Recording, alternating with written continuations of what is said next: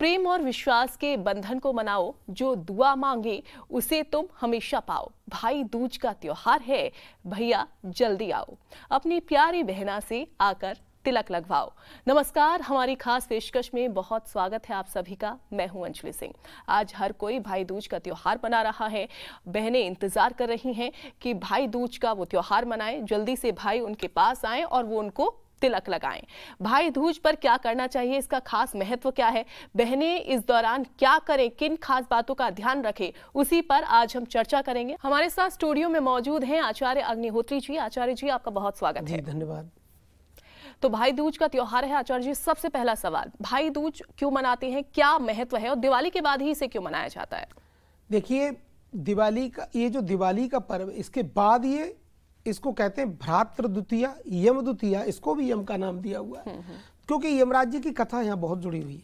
तो ये दिवाली से दूसरे दिन इस पर्व को मनाते हैं और ये भाई बहनों का परस्पर मिलन का, एक दूसरे का मान सम्मान करते हैं, इसके लिए ये पर्व है।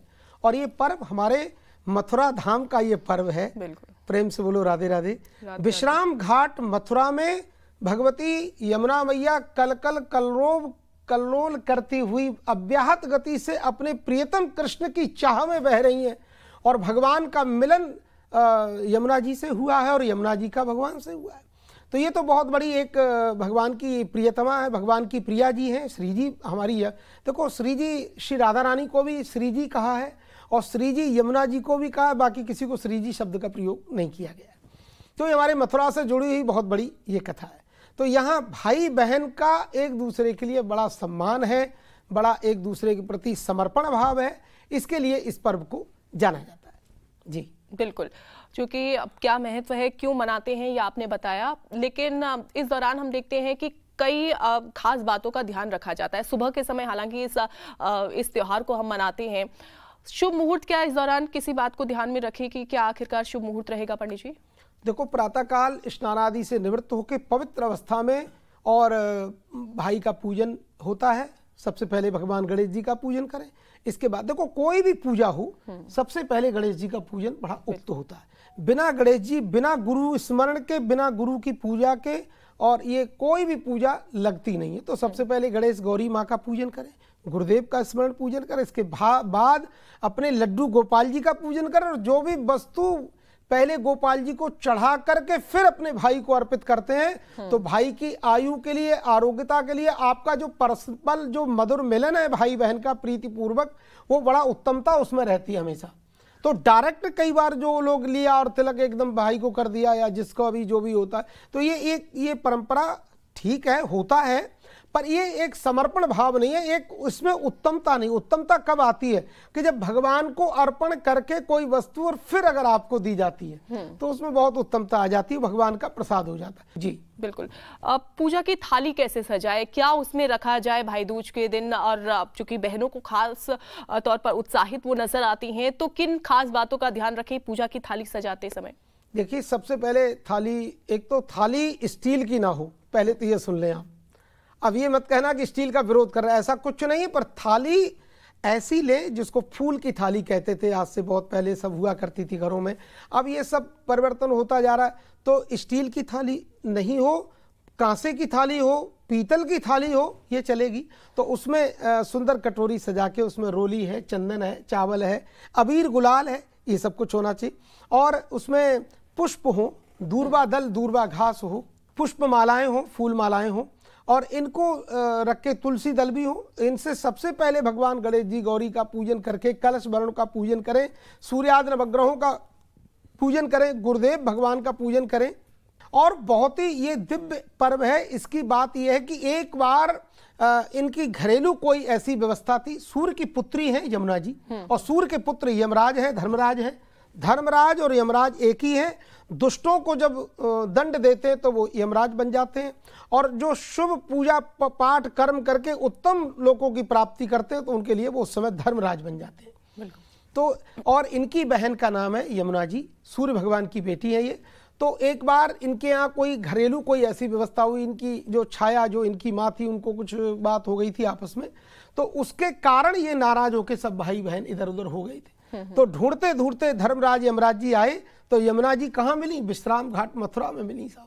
तो मथुरा में मिली तो वहाँ आकर के जब पहली बार इतने दिनों के बाद मिले तो बहन ने भाई का स्वागत किया, क्योंकि मथुरा में यमुना जी का बड़ा दिव्य जो है एक विश्राम स्थल भी है और एक जो विश्राम घाट इसलिए कहा जाता है। और यमुना जी वहाँ साक्षात विराजती हैं। तो विराजती तो सारे संसार में जहाँ जहाँ यमुना जी बह रही हैं, लेकिन मथुरा में जो यमुना जी का विश्राम घाट का महत्व वो संपूर्ण ब्रह्मांड में कहीं भी यमुना जी क्यों ना हो, इतना महत्व तो कहीं का नहीं है।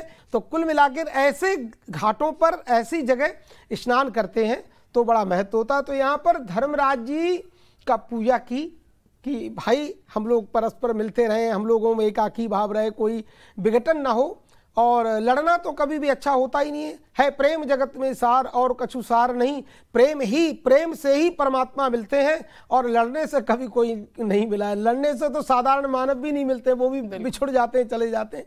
तो यमुना मैया ने आज धर्मराज जी का पूजन किया और पूजन करने के बाद उन्होंने कहा बहन आज तुमने मेरा पूजन किया है और ये विविध सामग्री जो आपने कहा नारियल दिया है, तो नारियल जो दिया है उसके बहुत प्रसन्न हुए धर्मराज जी और कहा बहन जी अब ये बताओ क्या मांगती हो, भाई से आपने इतना सम्मान किया है। तो कहा मेरे भैया मैं क्या मांगूं, बस आज के पर्व में यमद्वितीया भ्रातृ द्वितीया के पर्व में भैया दूज के पर्व में जो भाई बहन आकर के मेरे इस यमुना जी के हृदय में कुंड में स्नान करें उनको तुम अपने यमलोक में कभी मत बुलाना, ये आशीर्वाद दो, ये मेरी दक्षिणा है। तो ऐसा जब कहा तो कहा बहन ऐसे कैसे कह दूं, यहाँ तो बड़े बड़े पापात्मा भी आते। बोले आते होंगे पापात्मा, पर हम कुछ नहीं जानते, हमारे जा यमुना जी में जो स्नान करें उनको तुम अपने पाप में अधर्म में उस लोक में नहीं बुलाओगे, आप यमलोक में नहीं बुलाओगे। तो यमराज जी ने कह दिया ठीक है बहन, हमने आशीर्वाद दिया, तथास्तु ऐसा ही होगा। तो आज के दिन पर्व में भ्रातृ द्वितीया पर्व में भैया दूज के पर्व में जो भाई बहन हाथ पकड़ के यमुना जी में डुबकी लगावे विश्राम घाट पे और यमुना जी को पूजन करें और वहां के तीर्थ पुरोहित जो हमारे पंडा जी लोग हैं उनका पूजन करके उनको दान पुण्य करें, तो ऐसा करने से अक्षय पुण्य की प्राप्ति होती है और आपको यम का लोक कभी देखने को नहीं मिलता है। तो इसलिए आज के इस पर्व में विश्राम घाट जा करके और भाई बहन स्नान करते हैं, वहाँ पूजा करते हैं और धर्मराज जी के यहाँ बहुत सारी चीज़ों से चढ़ा करके पूजन होता है। वहाँ पर यमराज जी तो हाथ में दंड लेके खड़े रहते हैं ना, तो वहाँ पर दंड जो होता है, डंडा होता है, उसका भी दान होता है और भी बहुत सारी वस्तुएं हैं, नारियल है, साड़ी है, वस्त्र है, वो सारा कुछ दान होता है। यमुना जी के लिए सौभाग्य जो वस्त्र हैं, साड़ी है, ब्लाउज जो श्रृंगार का सामान है, वो सारा दान किया जाता है। और धर्मराज जी के लिए धोती कुर्ता दुपट्टा आदि आदि जो भी 5 वस्त्र वो सब बड़े भाव से हमारे यहाँ सब लोग जाकर के दान करते हैं। और आज का दान किया हुआ कभी समाप्त नहीं होता, बहुत ही अक्षय होता। कार्तिक के महीने में ये सब पर्व पड़े, कार्तिक महीना बहुत ही उत्तम ये महीना है और इसमें जो पूजा लोग करते हैं उनको अक्षय पुण्य की प्राप्ति होती है।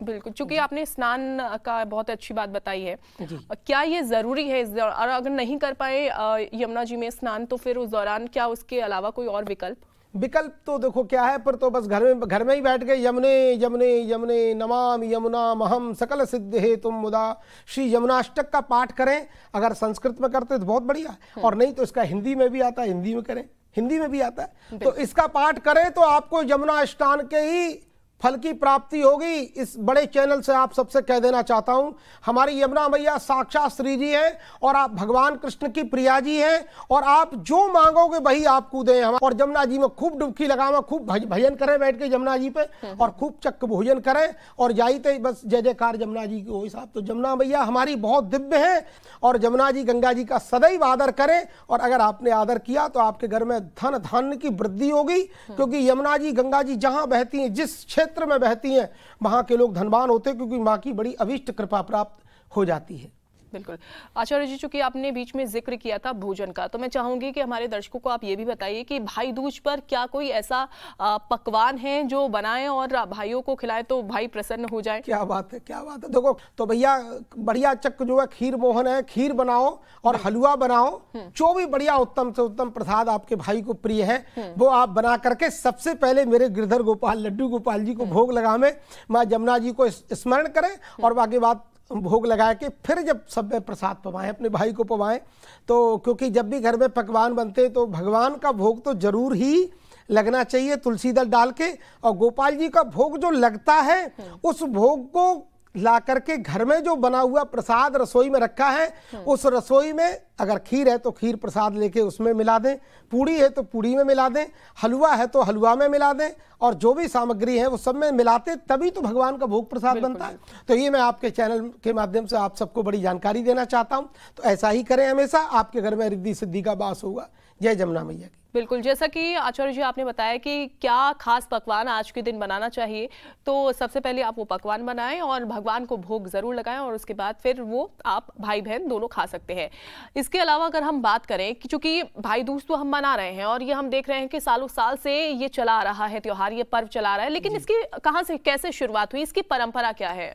जी बिल्कुल, देखिए सबसे मैंने आपको पूर्व में भी थोड़ा सा कहा था, तो क्योंकि ये पर्व जब अपने भाई बहन सब इधर उधर चले गए थे, किसी कारण से गृहस्थ में घर में कोई बात हो गई थी उनकी माँ को लेके, छाया जी के लिए लेके, तो फिर अब जब दोबारा जब ढूंढा गया तो देखा तो धर्मराज जी को ये जो जमुना जी मिली वो विश्राम घाट मथुरा में ही मिली, और वहीं इनका परस्पर इतने वर्षों के बाद में मिलन हुआ। तो वहीं से प्रसन्नता पूर्वक जमुना जी ने अपने भाई धर्मराज जी का पूजन किया है। तब से ये भाई दूज का, भ्रातृ द्वितीया जिसको कहते हैं, भैया दूज कहते हैं, तब से ये दिव्य परंपरा चली। और ये परंपरा कोई 1000-2000 वर्ष पुरानी नहीं, ये लाखों वर्ष पुरानी परंपरा है। क्योंकि भगवान के यहाँ तो नित्योत्सवो नित्य सौख्यो नित्य श्री नित्य मंगलः, भगवान के यहाँ तो नित्य उत्सव होते, नित्य मंगल होते रहते हैं। तो इसी परंपरा में ये इतना दिव्य ये पर्व है। और धर्मराज जी का मंदिर विश्राम घाट पे ही है, तो वहाँ जाकर के लोग बहुत सारा अनुदान करते हैं, बहुत सारी भेंट दक्षिणा चढ़ाते हैं वो, और माँ जमुना जी का ध्यान करके, और इस तरह से ये पर्व आपका प्रारंभ हुआ। ये पर्व बड़ी शुभता प्रदान करने वाला है, परस्पर भाई बहन में शुभता लाने वाला है। आज के समय को देखे हुए आज भाई बहन परस्पर कई बार लड़ जाते हैं, भाई भाई लड़ जाते हैं, पर शास्त्र में कहा गया, रामायण में कहा गया है कि आपको हजारों बार संपत्ति मिल जाएगी, हजारों बार आपको यश मान प्रतिष्ठा मिल जाएगी, अगर ऐसी एक दुर्लभ वस्तु है जो आपको कभी नहीं मिलेगी। तो क्या लिखा है, बोले मिले ही न कोटि सहोदर भ्राता, सगा भाई जैसा रत्न आपको कभी नहीं मिल सकता है।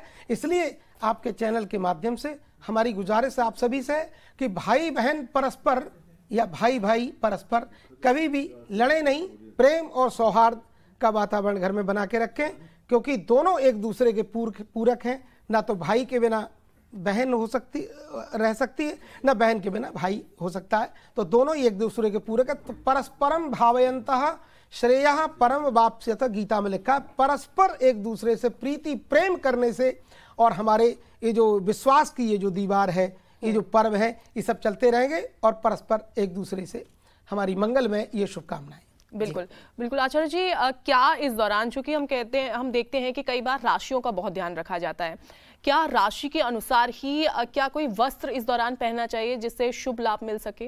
देखिए इसमें तो राशि का क्या है, इसमें वस्त्र शुभता प्रदान करने वाले वस्त्र पहनने चाहिए, क्योंकि हमारी बहनें देखो सौभाग्यवती में आती हैं, तो उनके लिए हमेशा पीत वस्त्र पहनना चाहिए, या लाल रक्त वस्त्र होते हैं वो पहनना चाहिए, गुलाबी पहनना चाहिए, बहुत सारे रंग हैं भगवान की कृपा से, तो उनको पहन करके, क्योंकि ये शुभ मांगलिक उसमें आते हैं, जैसे लाल है, पीत वर्ण का है, तो इनको पहन करके और भगवान का ये पूजन करना चाहिए, तो उससे बड़ा श्रेयस्कर होता है। जी पंडित जी, कहा यह भी जाता है कि राशि के अनुसार ही हम भाइयों को अगर कोई तिलक लगाएं तो उसका भी एक विशेष महत्व है, तो क्या कोई तिलक हम उस कलर का लगाएं या फिर राशि के अनुसार लगाएं तो जिससे शुभ फल की प्राप्ति मिल सके? देखिए तिलक तो कुमकुम का ही लगता है, और कुमकुम का एक ही कलर होता है। अब आजकल के कुछ लोगों ने और नई नई चीज़ें अगर बोलना शुरू कर दिया तो वो बिल्कुल भी शास्त्रोक्त नहीं हो सकती है, क्योंकि कुमकुम एक ही रंग का, लाल रंग का होता है, तो वही तिलक अपने भाई को करें। और अगर अंगूठे से करते तो इससे अंगुष्ठा पुष्टिदा प्रोक्त स्तर्दनी मोक्षदायिनी, और अंगूठे से तिलक करने से भाई की या जिसको भी तिलक किया जा रहा है उसको पुष्टि होती है, उसकी वृद्धि होती है। इसलिए बड़े भाव से अपने भाई का ऐसे तिलक करें, और ये विजय तिलक भी कहलाता है, इससे अपने भाई को विजय मिलती है। जब भाई को विजय प्राप्त होगी तो वो अपने बहन की भी रक्षा करेगा, अपने देश की भी रक्षा करेगा, अपने राष्ट्र की भी रक्षा करेगा। ये मैं आप सबसे कहना चाहता हूँ। बिल्कुल। कई बार हम ये भी देखते हैं, जैसे कि कई अन्य त्योहारों पे भी देखा है, रक्षाबंधन पे भी हमने देखा है, या फिर भाई दूज पर भी, भाई घरों से बाहर अगर रहते हैं, कहीं दूसरे स्टेट में रह रहे हैं, जॉब कर रहे हैं, तो उस दौरान बड़ा मुश्किल हो जाता है बहनों के लिए ये त्योहार मनाना। कैसे इस त्योहार को मनाएं अगर भाई दूर हैं तो? देखो, भाई अगर दूर है तो भाई का स्मरण करके, और जो भी आपको कार्य करना है, या तो कोई और भी एक भाई घर में अगर है तो उसको कर दें, और नहीं तो अपना भाई का स्मरण करके अपने गोपाल जी को ही तिलक करें। जो सामग्री भाई को देनी है वो भाई समझ करके मैंने गोपाल जी को करें, क्योंकि भगवान तो सब कुछ है, हमारे पिता भी है, माता भी है, भाई भी है, बंधु भी है, ठीक है ना। तो भगवान को तो सारे रिश्ते, तुम्हें माता च पिता तुम्हें बंधु, आ गया बंधु माने भाई, च सखा तुम्हें मित्र भी आप ही हो। तो ऐसा करके और अपने भाई को ही, सबको, अपने भगवान को, गोपाल जी को ही सब कुछ सामग्री प्रकट कर सकते हैं। बस यही उसके लिए एक शुभकामनाएं। बिल्कुल। क्योंकि समय हमारा हो रहा है पंडित जी, आखिरी सवाल, अगर भाई को तिलक कर रही हूँ, क्या कोई ऐसा मंत्र है तिलक कर, भाई को तिलक करें और वो मंत्र का उच्चारण करें? देखो, भाई के लिए अगर मंत्र उच्चारण करना है तो बहुत सारे ऐसे मंत्र हैं। सभी मंगल कामनाओं का अभ्युदय करने वाला माँ भगवती का ही मंत्र, इसी को भी पढ़ते हैं, क्योंकि प्रायः बहनों को मंत्र वही सब याद होते, तो वो मैं बोलना चाहता हूँ। सर्व मंगल मांगल्ये शिवे सर्वार्थ साधिके।